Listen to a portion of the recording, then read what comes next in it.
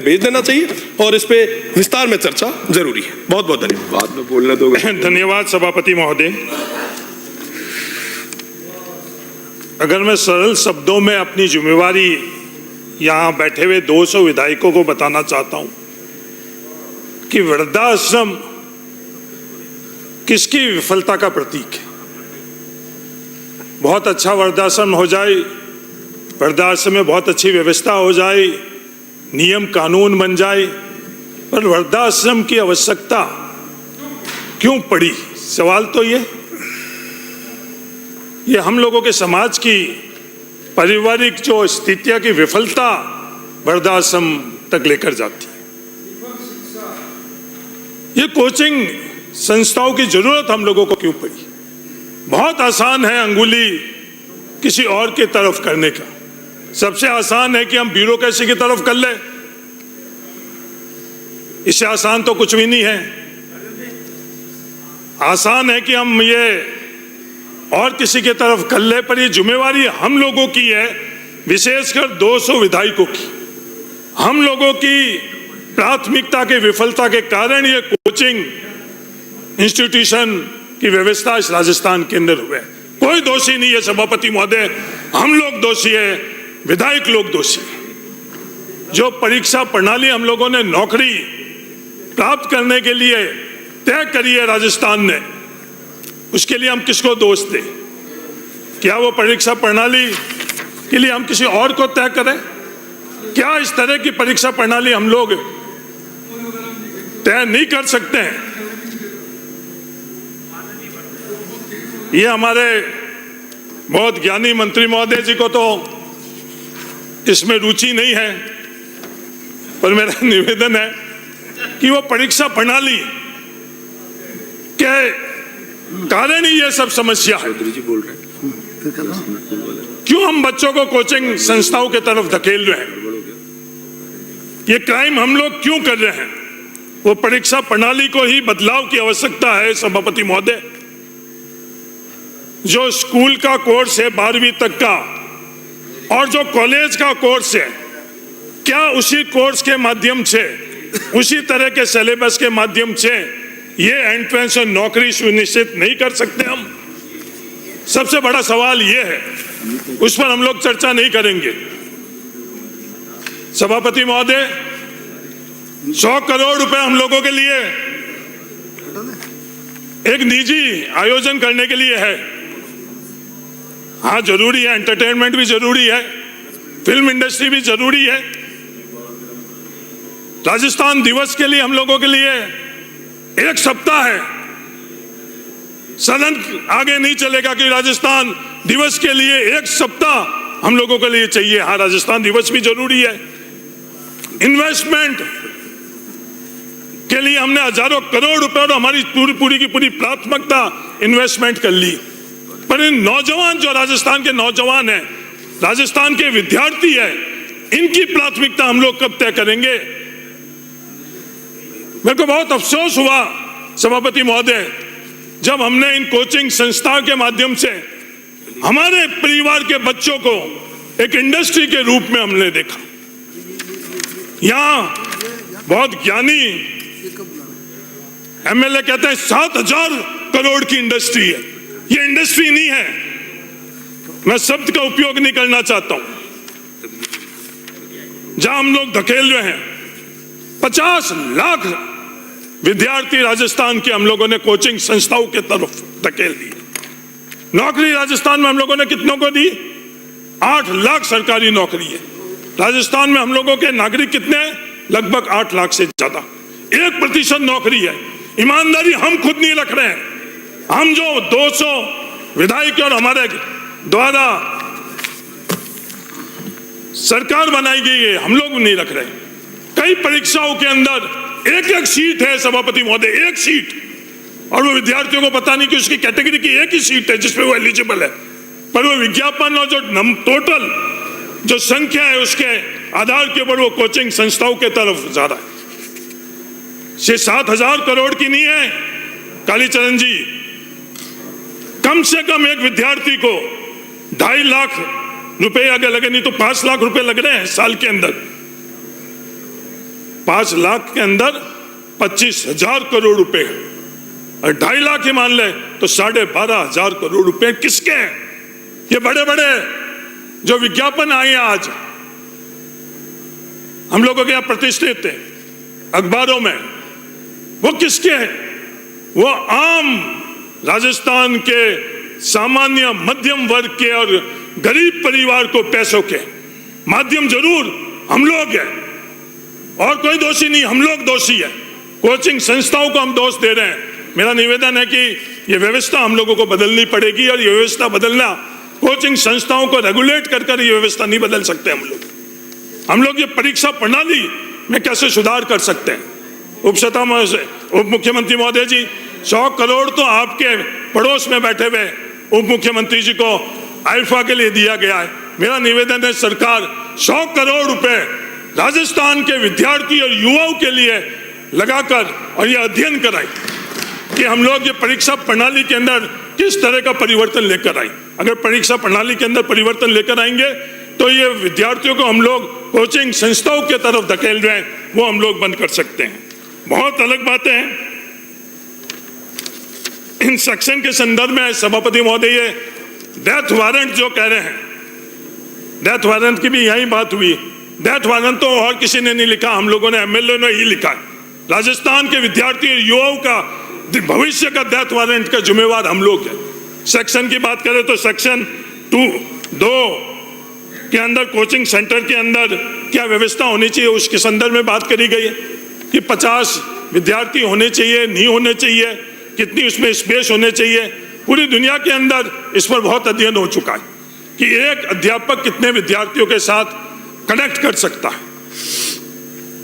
Section 3 के अंदर Rajasthan coaching centre authority बनी हुई है।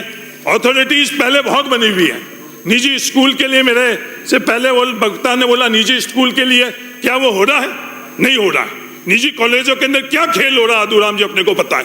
विद्यार्थी कॉलेज में नहीं जा रहा, इसके लिए पैसे लिए जा रहे हैं, और 200 में से किसी से भी अपन लोगों से ये छुपी हुई नहीं है कि कॉलेज की अटेंडेंस कम हो रही है, इसलिए निजी कॉलेज वालों को विद्यार्थी 25,000 50,000 रुपए वो पूरी की पूरी अपनी अटेंडेंस पूरी करने के लिए है। कानून बना हुआ है, अथॉरिटी बनी हुई, उसके बावजूद भी ये स्थिति है। तो सिर्फ अथॉरिटी बनाकर ही हम लोगों की जिम्मेदारी पूरी नहीं होगी। हम लोग जो मूल जड़ है उसको, समस्या को समझकर उसको कैसे कर सकते हैं। जो सेक्शन 3/5 है उसमें डिस्ट्रिक्ट अथॉरिटी की बात करी है। 14 सदस्य और अध्यक्ष। सभापति महोदय, ईमानदारी से आप बोलो, क्या आज से पहले जो डिस्ट्रिक्ट कलेक्टर थे वो आज है? मैं बाड़मेर के लिए तो बड़ी जिम्मेवारी से बोल सकता हूँ।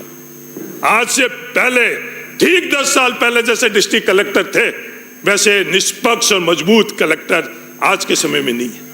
हम सब लोगों को पता है, ये आपकी भी शिकायत रहती है कि सरकार बदलती है, जब सरकार में आप विपक्ष में रहते हो और जब नियम के अनुरूप फैसले नहीं होते, वो दर्द तकलीफ जो लोगों की है वो आप भी महसूस करते हो।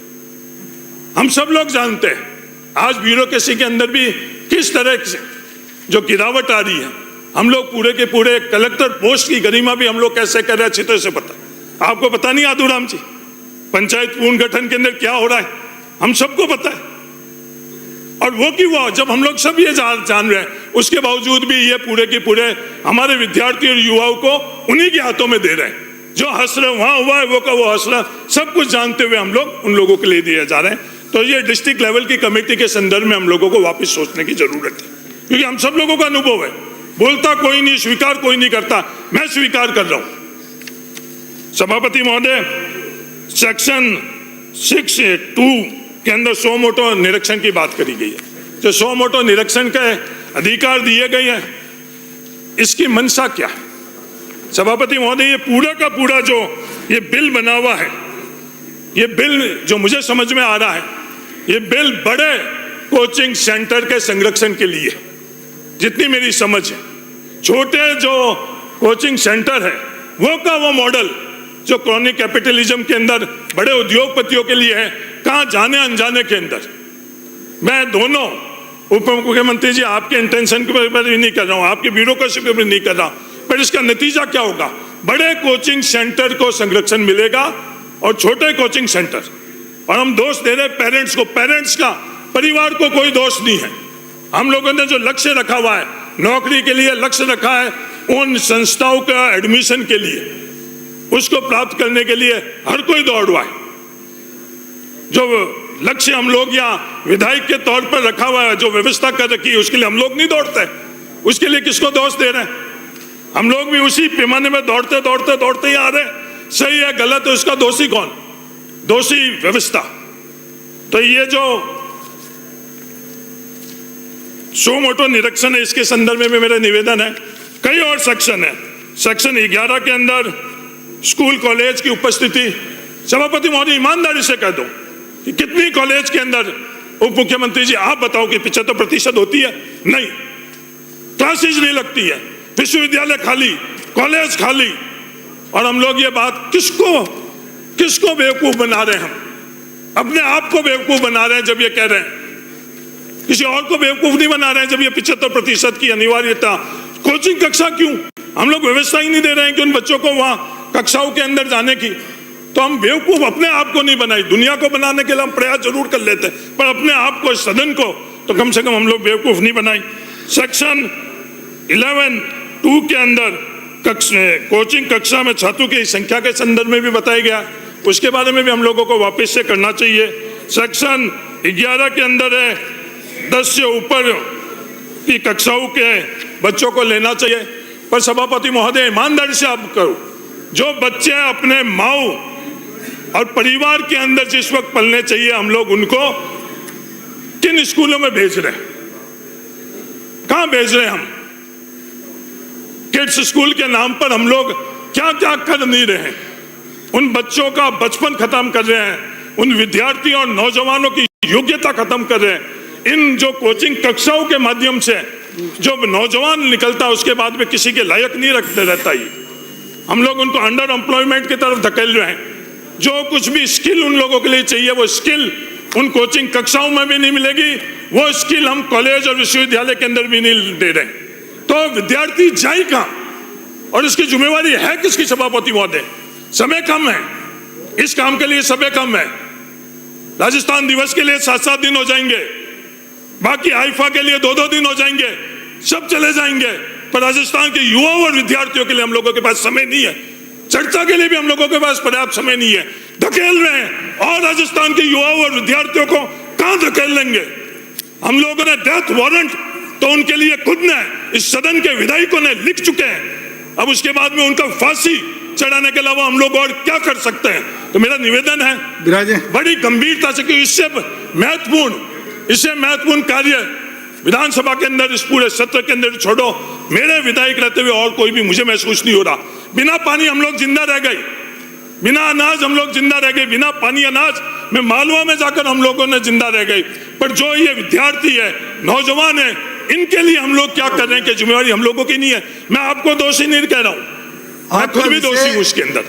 तो अपन सब लोगों को गंभीरता से इसके बारे में अध्ययन करना चाहिए, सेलेक्ट कमेटी के अंदर भेजे। मेरा निवेदन है सभापति महोदय, मेरा निवेदन है इसको प्राथमिकता मिले। जिस प्राथमिकता से हम एमएलए बनने की प्राथमिकता रखते हैं, जिस प्राथमिकता से आप पूरी जो संविधान की भावनाओं को खत्म कर अपने आप जो कैबिनेट की सदस्य भी अपने आप को समाप्त कर और जिस प्राथमिकता से मुख्यमंत्री जी की जयकारा अपने राजनीतिक संरक्षण के लिए करते हो, वैसा की वैसा संरक्षण इन विद्यार्थियों के लिए, युवाओं के लिए ये सदन है।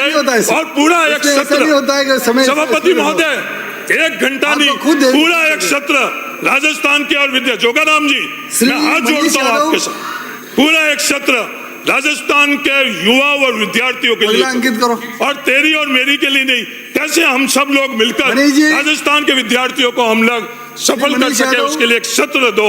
मेरा तो ये निवेदन है। अभी सेलेक्ट कमेटी में इसको भेजो, सेलेक्ट कमेटी से भी कुछ नहीं होने वाला है।